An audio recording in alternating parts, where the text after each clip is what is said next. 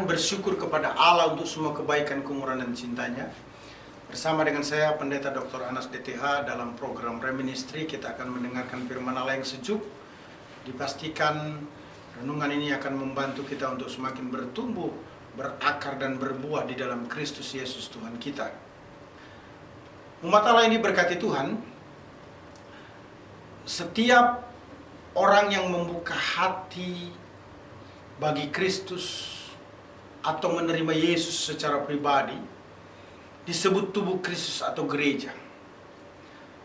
Menerima Yesus Kristus secara pribadi bukan akhir dari perjalanan iman.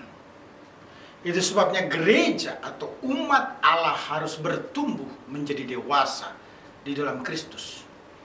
Sebab Tuhan menginginkan setiap anak-anaknya mencapai kedewasaan penuh di dalam Kristus.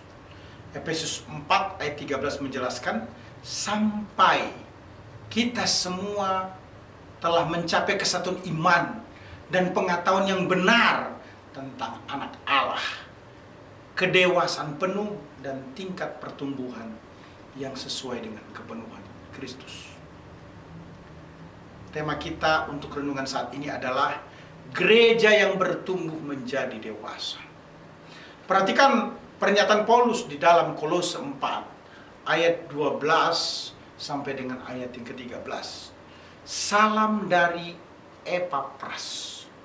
Kepada kamu ia seorang dari antaramu, hamba Kristus Yesus, yang selalu bergumul dalam doanya untuk kamu, supaya kamu berdiri teguh, sebab orang-orang dewasa yang berkeyakinan penuh dengan segala hal yang dikehendaki Allah,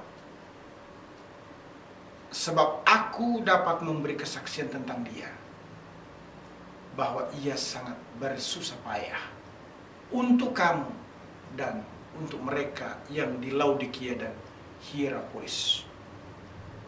Khotbah dengan tema gereja yang bertumbuh menjadi dewasa dengan teks utama Kolose 4 ayat 12-13 ini merupakan khotbah 2 seri, dan kita saat ini memasuki seri khotbah yang pertama. Kita perlu mengetahui latar belakang surat Kolose.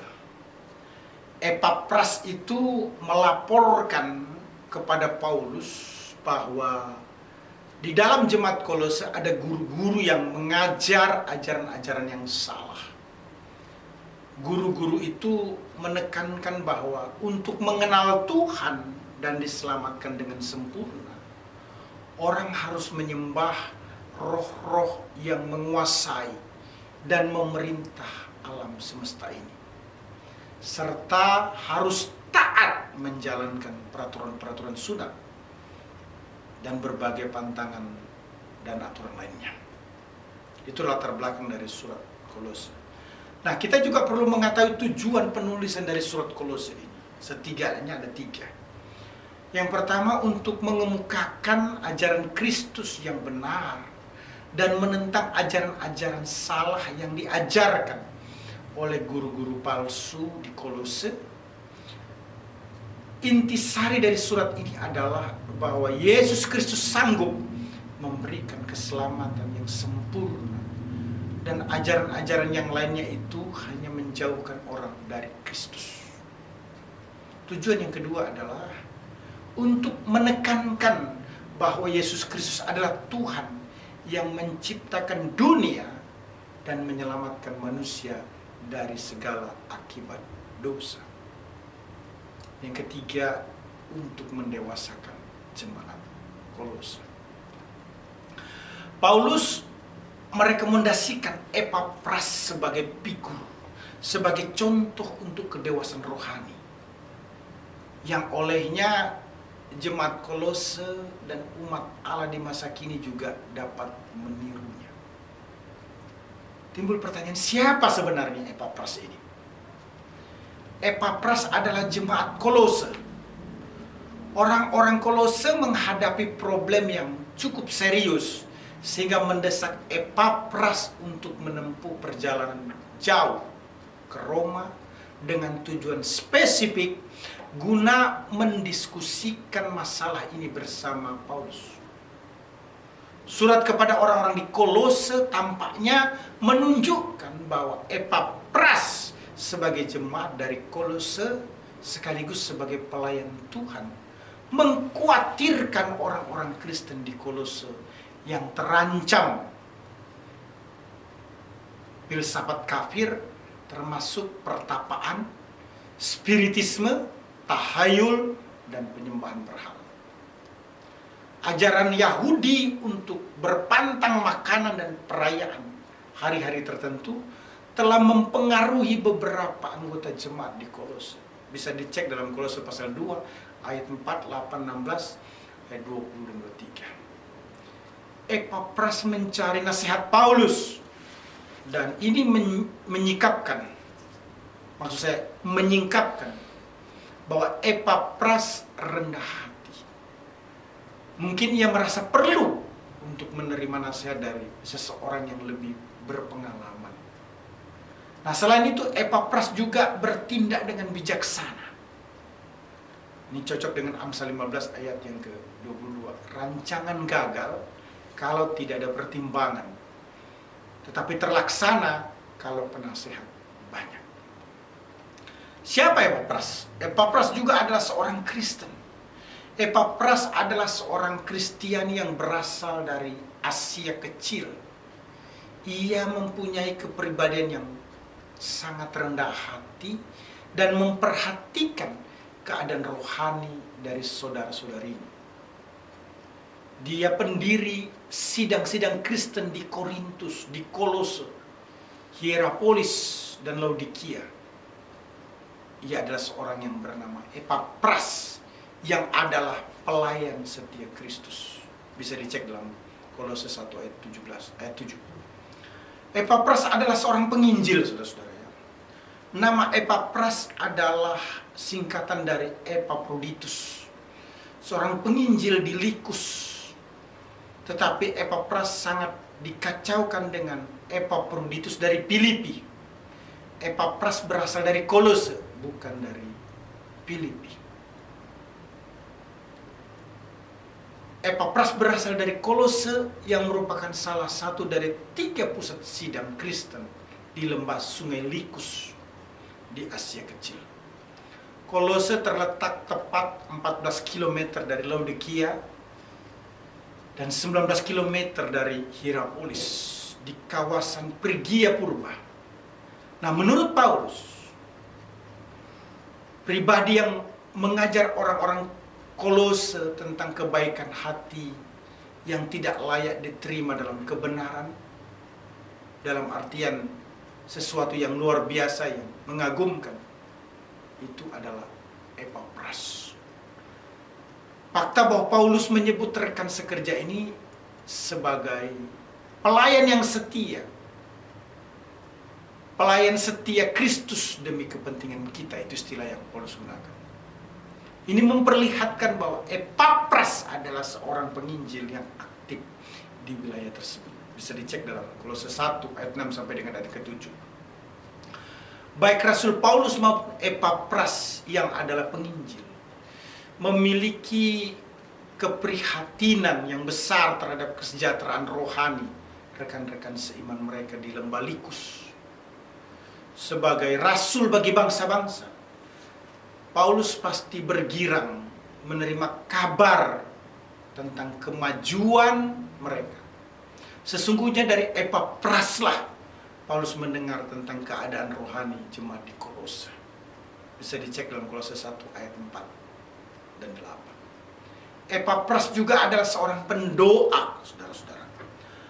Dalam penutup suratnya yang ia kirim kepada orang-orang Kristen di Kolose, Paulus mengatakan Epapras berasal dari antara kamu. Seorang budak Kristus Yesus mengirimkan salamnya kepadamu, selalu menyerahkan dirinya demi kepentinganmu dalam doa-doanya, agar kamu akhirnya dapat berdiri dengan lengkap dan disertai keyakinan yang teguh dalam seluruh kehendak Allah. Paulus memberi kesaksian tentang Epapras yang berupaya memenuhi kepentingan umat Allah di Laodikia dan di Hierapolis.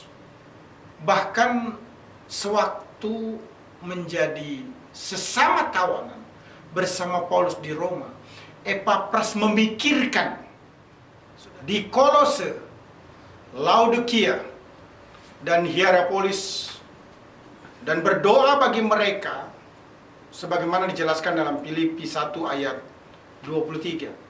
Salam kepadamu dari Epapras, temanku sepenjara karena Kristus Yesus. Ingat, Epapras telah berjuang melalui doa. Epapras sungguh-sungguh menginginkan agar saudara dan saudari rohaninya mencapai kemapanan dan kematangan Kristen, kematangan spiritual. Memiliki saudara dengan pikiran rohani menjadi kunci diberkati Tuhan. Epapras disebut sesama budak yang dikasihi. Tidak diragukan lagi, ia membuat dirinya dikasihi oleh sesama orang Kristen, sebagaimana dijelaskan dalam Kolose 1 ayat yang ke-7. Berdoa bagi orang-orang lain seperti yang dilakukan Epapras adalah bentuk suci, sesuatu yang berkenan yang dapat dilakukan oleh semua orang. Umat Allah yang diberkati Tuhan Yesus Kristus, menarik sekali bahwa gereja yang bertumbuh menjadi dewasa, kalau kita memperhatikan teks dari Kolose pasal yang keempat ayat yang ke-12 ini, menjelaskan yang pertama, menghambakan hidup kepada Yesus Kristus. Dalam Kolose pasal 4 ayat 12 bagian A dan B menjelaskan hal tersebut dengan istilah doulos Christo, seorang budak. Lembaga Alkitab Indonesia menulis demikian, salam dari Epapras kepada kamu, ia seorang dari antaramu, hamba Kristus Yesus. Paulus menyatakan salam Epapras kepada jemaat Kolose. Epapras dijelaskan dalam Kolose 1 ayat 7. Semuanya itu telah kamu ketahui dari Epapras, kawan pelayan yang kami kasihi, yang bagi kamu adalah pelayan Kristus yang setia. Jadi Epapras adalah pelayan Kristus yang setia. Epapras atau juga Epaphroditus adalah seorang dari antaramu, salah satu anggota jemaat dari Kolose. Umat Allah yang diberkati Tuhan, perhatikan ada nama Markus juga yang perlu diperhatikan, di mana Markus sesudah mengundurkan diri dalam perjalanan pertama pemberitaan Injil bersama dengan Paulus, sebagaimana dinyatakan dalam Kisah Rasul 15 ayat 36 sampai 39 berkata demikian. Tetapi beberapa waktu kemudian berkatalah Paulus kepada Barnabas, baiklah kita kembali kepada saudara-saudara kita di setiap kota di mana kita telah memberitakan firman Tuhan untuk melihat bagaimana keadaan mereka. Barnabas ingin membawa juga Yohanes yang disebut Markus, tetapi Paulus dengan tegas berkata bahwa tidak baik membawa serta orang yang telah meninggalkan mereka di Pamfilia dan tidak mau turut bekerja bersama-sama dengan mereka. Hal itu menimbulkan perselisihan yang tajam sehingga mereka berpisah dan Barnabas membawa Markus juga sertanya berlayar ke Siprus. Umat Allah yang diberkati Tuhan, hubungan Markus dan Paulus telah dipulihkan. Markus hampir dapat dipastikan adalah rekan Petrus, sebagaimana dijelaskan dalam 1 Petrus 5 ayat 13. Salam kepada kamu sekalian dari kawanmu yang terpilih yang di Babylon, dan juga dari Markus anakku, dan juga penulis Injil yang kedua. Lukas dengan demikian memiliki hubungan pribadi di samping hubungan antara penulis dengan Markus, karena Lukas tidak disebutkan di antara mereka yang bersunat. Pada umumnya disimpulkan bahwa dia adalah orang bukan Yahudi. Jadi Lukas adalah satu-satunya penulis perjanjian baru yang bukan Yahudi. Identitasnya sebagai tabib ditegaskan di dalam kosakata yang dipakainya dalam menulis kitab Lukas maupun Kisah Para Rasul. Ada pribadi Demas dan Markus dalam penilaian Paulus sangatlah berbeda, sebagaimana dijelaskan dalam 2 Timotius 4 ayat 10 sampai 11 ya. Karena Demas telah mencintai dunia dan telah meninggalkan aku, ia telah berangkat ke Tesalonika. Kreskes telah pergi ke Galatia dan Titus ke Dalmatia. Hanya Lukas yang tinggal dengan aku. Jemputlah Markus dan bawalah ia kemari, karena pelayanannya penting bagiku. Setiap umat Allah atau gereja yang bertumbuh itu menghambakan hidup kepada Yesus karena telah ditebus. Ada 3 istilah sehubungan dengan penebusan dosa. Yang pertama, dibeli dari pasar dosa, dijelaskan dalam 2 Petrus 1 ayat yang pertama ya, menggunakan istilah garasanta. Gorasanta dari akar kata agoraso, artinya membeli atau melakukan pembelian. Istilah yang kedua, dibeli dari pasar dosa dan dijadikan mantan atau tidak kembali lagi ke pasar dosa.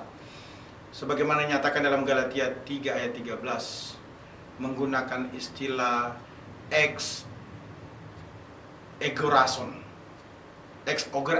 ograsen dari akar kata ex agorason, artinya menebus. Istilah yang ketiga dinyatakan merdeka atau bebas dari pasar dosa. Markus 10 ayat 45 menggunakan istilah lutron, artinya penebusan ataupun harga yang dirilis. Nah, penebusan Kristus membuat kita merdeka.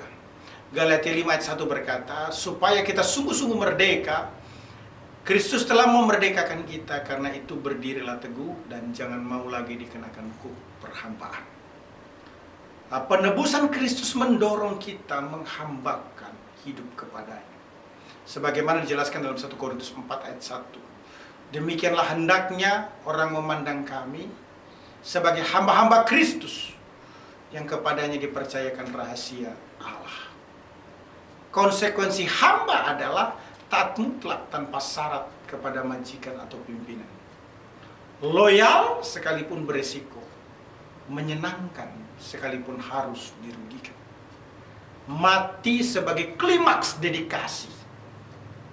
Gereja yang bertumbuh menjadi dewasa, memutuskan mengambil satu tindakan, menghambakan hidup kepada Kristus. Gereja yang bertumbuh menjadi dewasa, menurut Kolose pasal 4 ayat 12a dan b, dicirikan dengan menghambakan hidup kepada Yesus Kristus. Haleluya! Tuhan memberkati kita. Immanuel. Amin.